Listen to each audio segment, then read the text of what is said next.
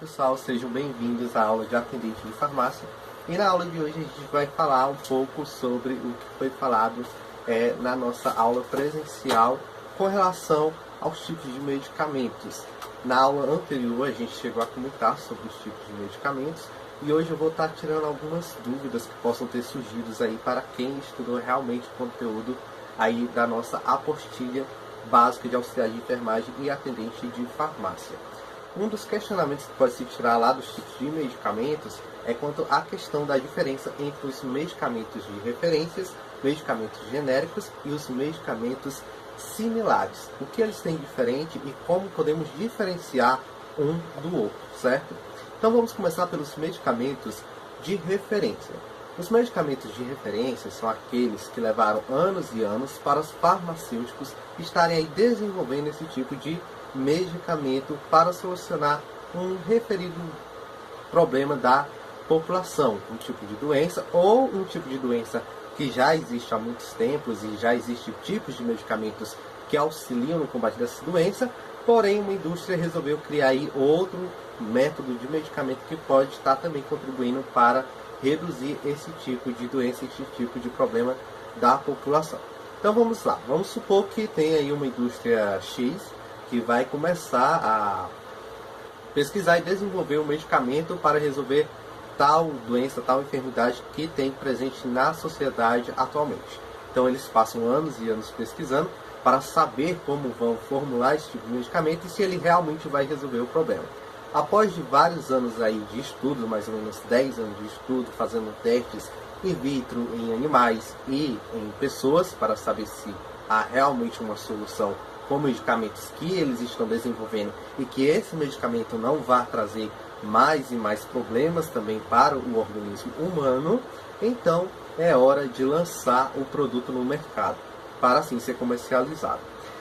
A partir do momento que o medicamento já está pronto e já está apto para ser comercializado, então a indústria farmacêutica que o produziu vai se dirigir até a Anvisa, levando e comprovando por meio de papéis e pesquisas que o remédio é sim adequado para o tratamento de determinada situação, determinada enfermidade que apresenta na sociedade. À medida que vai sendo avaliado, a Anvisa vai e aprova para que o medicamento seja então assim comercializado. Após a Anvisa aprovar que foi todo contestado que o medicamento realmente vai solucionar o problema, então é hora de estar aí solicitando a patente para ser então industrializado o medicamento e ser colocado à venda nas diversas farmácias do país. Essa patente ela tem duração em média de 20 anos, que é onde até terminar essa patente o medicamento não pode ser copiado por outra indústria e não pode ser feito aí outros produtos similares a ele, certo? Então ele dura durante esses 20 anos para ser comercializado e a indústria que fez toda a pesquisa, todo o processo para estar aí solucionando o problema por meio do novo medicamento desenvolvido por eles, eles possam também estar aí tendo o retorno de todo o dinheiro que foi investido para a criação desse medicamento. Até mesmo porque as indústrias farmacêuticas, elas trabalham no ramo aí dos milhões, né? Então eles investem milhões e trilhões para então poder desenvolver o medicamento. Feito isso, eles vão lá até o órgão responsável por conceder a patente, que é o PI, né? Patente de invenção. E aí, a partir do momento que é solicitada, a patente já começa a ter validade. Aí o órgão vai avaliar essa patente, se vai autorizar ou não essa patente, e enquanto eles estão avaliando, a indústria já pode estar comercializando o medicamento. Como eu disse, isso pode durar 10 anos ou até 20 anos de patente. Após o término dessa patente, tendo sido ela de 10 ou de 10 anos, que é o chamado caiu da patente o medicamento continua sendo comercializado, porém com um valor menor, pois enquanto ele estiver na patente, o valor dele está muito alto, o que não é muito acessível nem para as pessoas, muitas pessoas da classe média, e principalmente para as pessoas de classe baixa. Então ele fica um valor muito exorbitante, apesar de que no Brasil há leis que regularizam o preço dos medicamentos, mas não é ainda tão acessível. Então, quando o medicamento cai da patente, o que acontece? Simplesmente uma outra indústria farmacêutica vai lá, pega a fórmula do medicamento e faz o medicamento genérico. A diferença do medicamento genérico para o medicamento de referência em termos de substância? Não. Em termos de substância, de ação e de que ele vai realmente solucionar o problema, não há diferença nenhuma. A Anvisa, ela estabelece regras e leis para que o medicamento genérico seja tão qual parecido com o medicamento de referência. Aliás, eles são iguais. Um exemplo, se o medicamento de referência ele é em xarope, então, por obrigação, o genérico deverá também ser em xarope. Se o medicamento de referência é em cápsulas, o genérico também deverá ser em cápsula, não podendo fugir desse padrão, certo? E tem o mesmo princípio ativo, ou seja, ele tem a mesma funcionalidade e a mesma solução para o problema. E o que acontece em termos de preço? O genérico ele é mais barato e se torna mais acessível para todos aqueles que durante o período da patente do medicamento de referência não puderam ter acesso. E por que o medicamento genérico ele é mais barato do que o de referência se ele é idêntico ao original? Isso se dá porque, como a gente falou anteriormente, o medicamento de referência que foi produzido e levou lá 10 anos para ser produzido esse tipo de medicamento, ele teve um gasto muito alto. Então, a indústria que produziu o medicamento de referência, eles cobram um preço alto para eles poderem conseguir repor tudo aquilo que eles gastaram para produzir o medicamento. Além de que o medicamento de referência, ele sempre tem uma marca, ele sempre tem um nome fantasia, certo? Então, ele é comercializado, ele é divulgado, tem o gasto com marketing digital, divulgando o produto, tem as transportações do medicamento para todo o país e assim por diante. Então, eles têm um gasto tanto na produção como na divulgação do medicamento. Já o medicamento genérico, não, ele não teve todo o gasto para produzir o medicamento, porque simplesmente ele foi lá, pegou a fórmula e fez uma cópia do medicamento original. Além de que ele também não tem gasto com divulgação, pois os medicamentos genéricos não podem ser divulgados, até mesmo porque uma das diferenças aparentemente visível do genérico para o original, para o medicamento de referência, é que na embalagem do medicamento genérico vai ser acrescida uma tarja amarela, seguido da letra G em azul escuro, que representa medicamento genérico.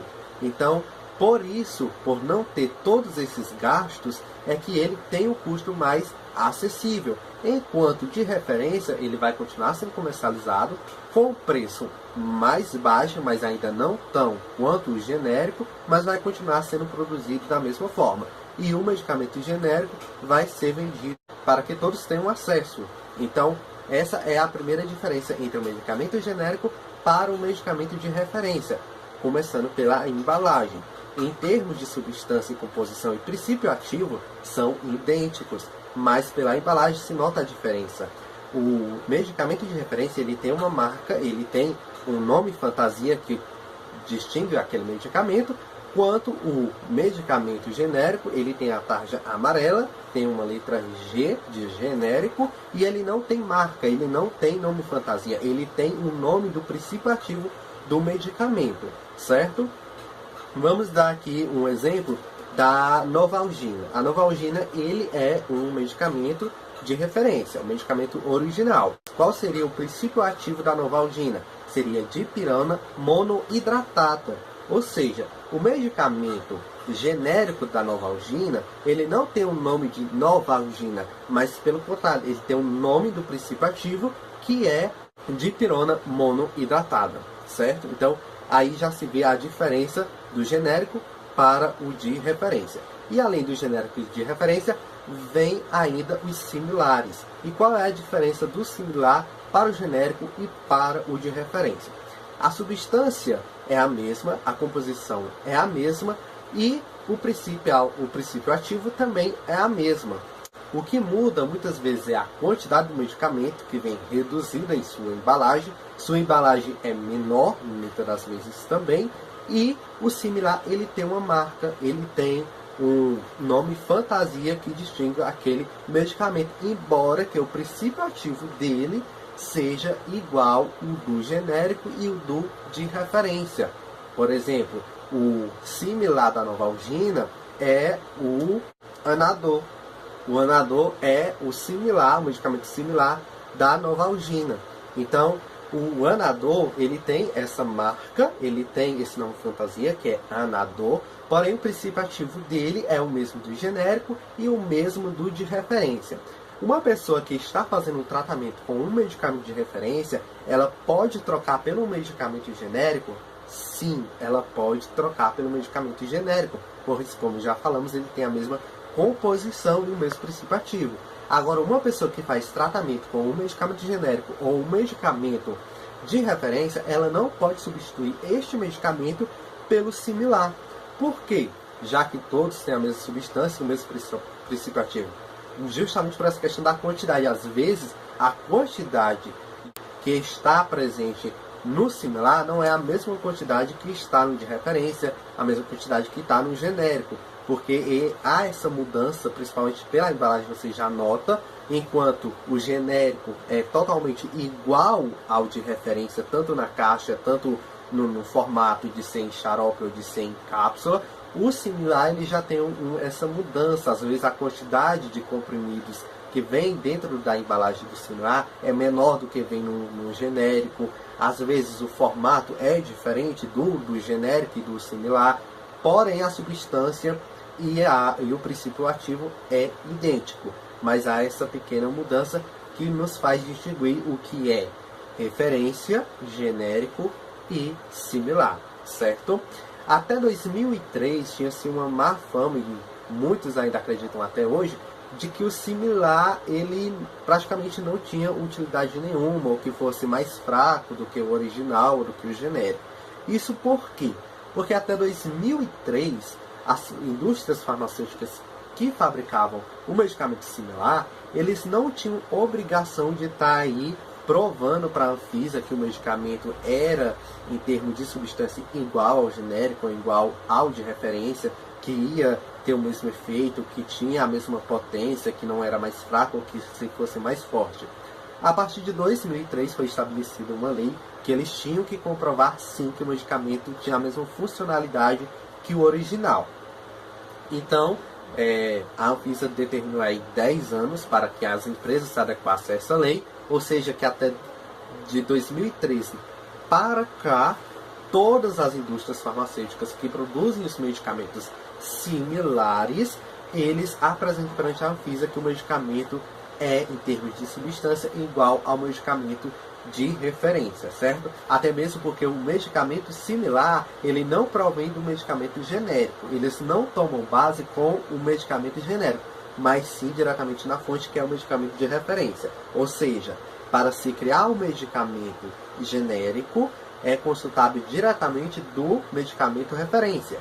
Para se fazer um medicamento similar, é consultável diretamente também do medicamento referência. Então, houve-se essa má fama de que o medicamento similar não tinha o mesmo efeito, mas após essa lei, ou seja, que desde 2013 para cá, que foram os 10 anos que foram concedidos para que as indústrias que produzissem um medicamento similar adequassem o medicamento para que tivesse o mesmo efeito que o de referência. Então, desde 2013 para cá, eles têm sim por obrigação que ter o mesmo efeito que o de referência faz, o mesmo efeito que o genérico faz. Então, há essa pequena diferença. Então, para deixar bem mais claro, o método de você poder identificar a diferença do medicamento de referência para o medicamento genérico do medicamento similar começa basicamente a partir da embalagem, certo? Você tem um medicamento de referência, aqui no exemplo vamos dar a Novalgina, que tem o seu nome fantasia, Novalgina, que tem como princípio ativo dipirona monoidratada, certo? Aí vem o genérico, que ele não tem nome fantasia, que ele não tem marca. Na sua caixa tem uma tarja amarela com o G grande de genérico e em vez de ter o nome da marca, tem aí o seu princípio ativo, que é dipirona monohidratada. E por fim, vem um medicamento similar da Novalgina, que é o Anador. Ele tem uma marca, ele tem um nome fantasia, que é Anador, e o princípio ativo é o mesmo, que é dipirona monohidratada. Certo? Então essa seria a diferença entre os 3 tipos de medicamentos. Detalhe também, geralmente os medicamentos similares são aqueles, em muitas farmácias, que estão por fora do balcão. Ou seja, aquele que você chega lá na farmácia, pega na prateleira e vai diretamente no caixa. Esses são medicamentos similares. Já os genéricos e os de referência são aqueles que ficam depois do balcão da farmácia, que o atendente tem que ir lá e pegar para você o medicamento, certo? Então, há essa diferença também, principalmente quando você vai diretamente comprar lá na farmácia, você pode diferenciar o que é genérico, do que é similar, do que é referência, certo? Também nos tipos de medicamento, a gente pode ver lá na nossa apostila, o que são também os medicamentos manipulados, que são as farmácias de medicamentos de manipulação, né, ou magistral, que são adequados a cada tipo de paciente. São aqueles tipos de medicamento que você não vai encontrar ele nas cartelinhas, que você não vai encontrar ele em caixa ou em frasco. São aqueles medicamentos que o médico receita a quantidade de cada substância que aquele medicamento deve ter. Você vai até uma farmácia de medicamentos de manipulação e lá mesmo vai ser produzido o seu remédio de acordo com o que está descrito pelo seu médico na sua receita, de acordo com a quantidade de cada tipo de substância. E também vai ser adequado para cada tipo de paciente. Por exemplo, uma pessoa idosa que tem dificuldade de estar aí ingerindo uma cápsula. Então, o medicamento vai ser adequado para que essa pessoa possa ingerir, seja em gota, seja em líquido, seja em pasta, para que esse paciente possa estar aí ingerindo esse tipo de medicamento. Isso seria os medicamentos manipulados, que são feitos em farmácias de manipulação, ou também conhecida como farmácias magistral, certo? Que o paciente vai lá, munido da sua receita, prescrita pelo médico, com a quantidade necessária de cada substância que aquela composição deve ter para ele estar ingerindo. Isso seria o método de medicamento por manipulação, certo? Então, na aula de ontem, na aula 9 aí da apostila de vocês, na página 16, a gente estudou um pouco sobre as classes dos medicamentos, né? Eu não vou ler aqui o que está na apostila, você pode pegar a sua apostila e ler, eu vou simplesmente passar uma visão sobre cada tipo de classe de medicamento, certo? Aqui, para início, a gente tem aqui os analgésicos antitérmicos. O que seriam esses analgésicos, né? Eles funcionam para aliviar as dores leves e alguns deles também servem aí como anti-inflamatórios, certo? Isso seria basicamente a função de analgésicos. Já os anestésicos, eles produzem analgesia, que são muito utilizados na hora de fazer cirurgias, sejam grandes ou pequenas, para anestesiar o local onde vai ser feita a referida cirurgia. Auxiliam nessa função para que o paciente não sinta aquela cirurgia que está sendo realizada naquele exato momento.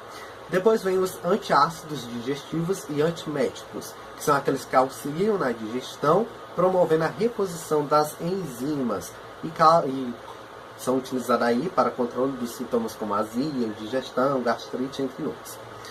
Os antialérgicos são aqueles que combatem os tipos de alergias, né? Os antibióticos, eles neutralizam ações das bactérias, fazendo com que elas não se desenvolvam até, por fim, acabar matando elas, certo? Também os antibióticos, eles estão aí presentes há mais de 50 anos, né, dentro da indústria farmacêuticas. Um dos mais antigos deles é a penicilina, que foi criada lá em 1928. Aí vem os anti-inflamatórios, que eles proporcionam com cura de diversos tipos de inflamação. Os anticoncepcionais, que são medicamentos com base hormonal e inibe a ovulação. Os antigripais, como o próprio nome já diz, né? Eles servem para gripes e resfriados. Os anti-hipertensivos, que diminuem a pressão arterial. Os antissépticos, que fazem a limpeza de áreas infectadas com a função de esterilização. Os descongestionantes, que fazem a vasoconstrição de arteriolas nasais, reduzindo o fluxo sanguíneo. Depois vem os diuréticos, que aumentam a excreção de água no organismo, sempre indicado também nos casos de glaucomas. E vem os expectorantes, que facilitam o deslocamento dos fluidos irritantes, indicado normalmente em casos de tosse irritante.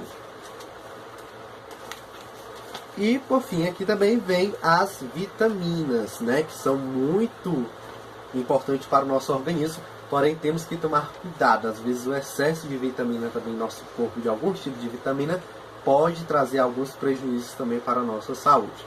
E na aula 10 a gente viu também as formas farmacêuticas, entre elas aqui os tipos que foram os comprimidos, as cápsulas pós e granulados, os xaropes, as soluções, os aerosóis e as pomadas e suspensões, que são os tipos de medicamentos que há disponibilizado pelas indústrias farmacêuticas para se adequar a cada tipo de paciente. A paciente que pode estar ingerindo uma cápsula, a paciente que pode estar ingerindo em gotas, a pacientes que vai utilizar em pomada e assim por diante. São os tipos de formas farmacêuticas disponibilizadas aí para cada tipo de paciente, ele possa estar fazendo uso do medicamento independente da situação em que ele se encontra. Então, para quem faltou a aula presencial de ontem, essa é uma breve explicação sobre o que a gente falou lá em sala. Você pode estar aí fazendo uma leitura de todo o conteúdo. Aqui, como eu já falei, eu não vou ler tudo que está na apostila, era apenas mesmo para tirar algumas dúvidas, principalmente com o que a gente viu lá anteriormente, há 15 dias atrás, que eram os tipos de medicamentos, essa diferença entre o medicamento de referência, o medicamento genérico e o medicamento similar. E já falando um pouco sobre os outros tipos de medicamentos, né, as outras fórmulas de medicamentos, a gente pode aí ver também para que serve cada tipo de medicamento, para que serve cada medicamento que é utilizado, seja no nosso dia a dia, ou seja de forma hospitalar, ou seja de forma preventiva, que a gente pode estar usando aí também, certo? Então, vocês podem estar aí revendo o conteúdo da apostila. Essa videoaula serve tanto para os que estavam presentes, para os que faltaram no dia de ontem, para poder aí aprimorar mais os conhecimentos e relembrar o conteúdo da aula.